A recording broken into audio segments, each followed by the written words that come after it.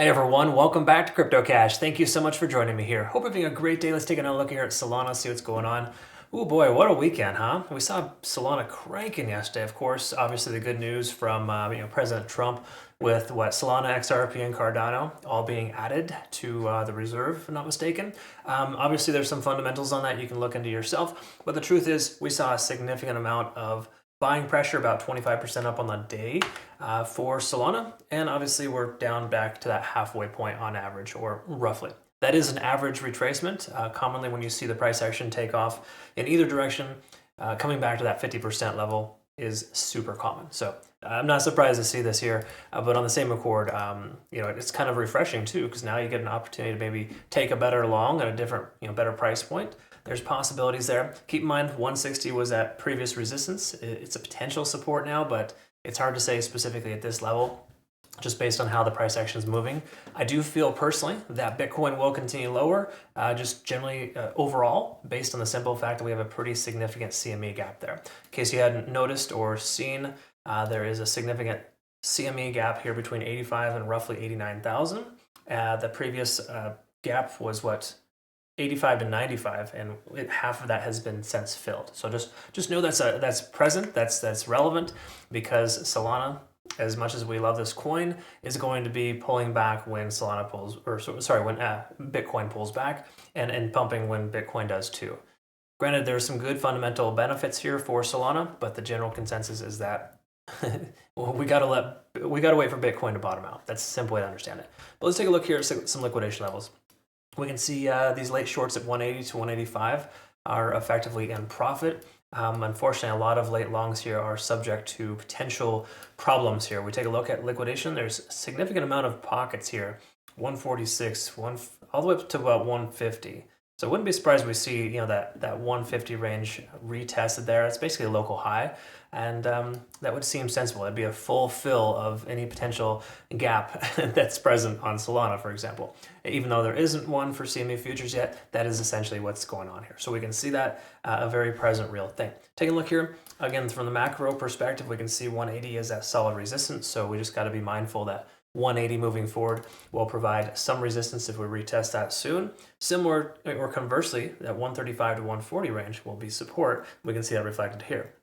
You got to understand that these liquidation areas occur at support ranges. So even though they're more likely to be swept when we get close to those levels, the likelihood of those levels holding is also quite strong. So it's an interesting thing, always a bit of a gamble depending on how you trade that. But no matter how you look at it here, liquidation delta is still on the bullish side of things. Keep in mind, Bitcoin is looking bullish too, because there's a lot of money that flowed into Bitcoin in the last 24 hours. So you got to recognize that this can be a false positive in these situations here when the price action is pulling back concurrent with other altcoins, or in this case, this altcoin conversely with Bitcoin, or concurrent rather with Bitcoin. So what all that means basically here is that we shouldn't take this as a gauge of bullish or bearish behavior. This can very well go away quickly if the price pulls back to that 140 range. Okay?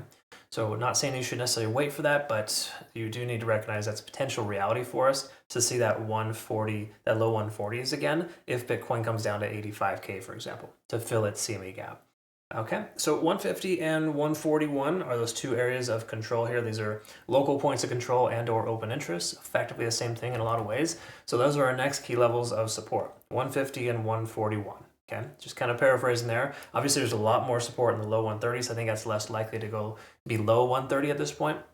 But the key takeaway here is that we have a decent amount of support in the 140 to 150 range, based on local highs, and also just mainly because that open interest area is starting to average itself out. So let's take a look at the daily time frame. Actually, let's go with the weekly first, considering we are in a new week.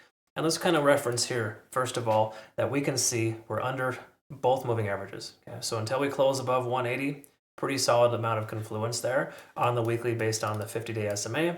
And again, the 20-day SMA is up there about 200 as a rough estimate at 203. 203, mind you, has always been a consistent support and resistance zone. If we get back up there, we'll talk about it, but I wouldn't expect the price to just blast straight through the 200s. There's probably a lot of resistance there based on that being a previous low for us. We're under 50 on the RSI, which is generally construed as a bearish scenario. Most coins are going to exude this behavior because of how significantly selling off they have been doing. They've been significantly, prioritized to the downside. So if we take a look at this from top to bottom, 58% correction from this 295 to 125 range. It's a pretty large chunk of selling pressure, which is why we have such divergence here. And so don't expect this to be like, oh, we're good to go on the weekly for quite some time.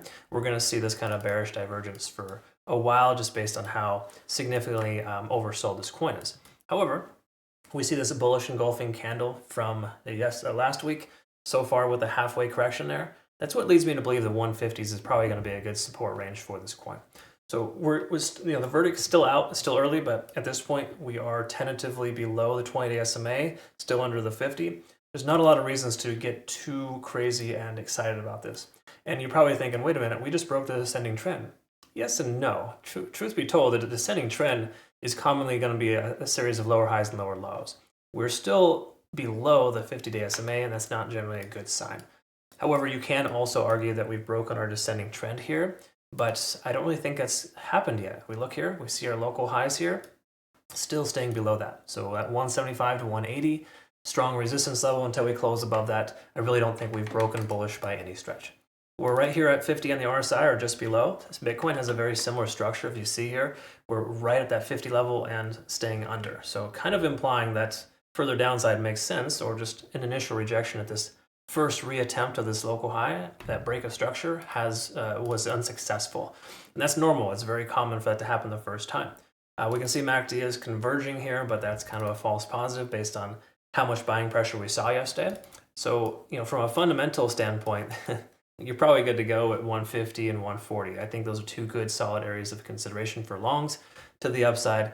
But between now and then, it doesn't make a ton of sense to just take a long because there's some good fundamentals in this coin as far as a Trump tweet or two. It's not really the reason to do that. And I was actually frankly quite surprised with how much buying pressure there was yesterday. People were just FOMOing in left and right based on that. Now late longs are absolutely underwater, and it's just a bad conditions to be a late long. So I still think we're a little early to the party. If you're considering a long position, it would make sense for the price to continue to pull back a little further. We see it here with our local fibs. We can see once more that 160 range as a potential resistance. We're back below that, so that's partly there. We can also see 160 as a previous area of confluence with the previous lows. That was an area that we were expecting the price action to reject, which it didn't, but now that we're back below it, we'll probably stay underneath that. So what does all this mean? Well, what's the easy way to understand it? Well, simply put, if Bitcoin can maintain 90,000 or higher and continue to move back towards its 95K range, then I think respectively we'll see Solana move towards 180. Between now and then, if every time Bitcoin sneezes and pulls back, we're seeing the same exact selling pressure for Solana. So regardless of how awesome the fundamentals are, it's still not a reason to get ridiculous and crazy with your long positions. Lagging span is now in the price action, conversion line is below the baseline, and we can see that we're breaking below the cloud here, averaging itself out at 160.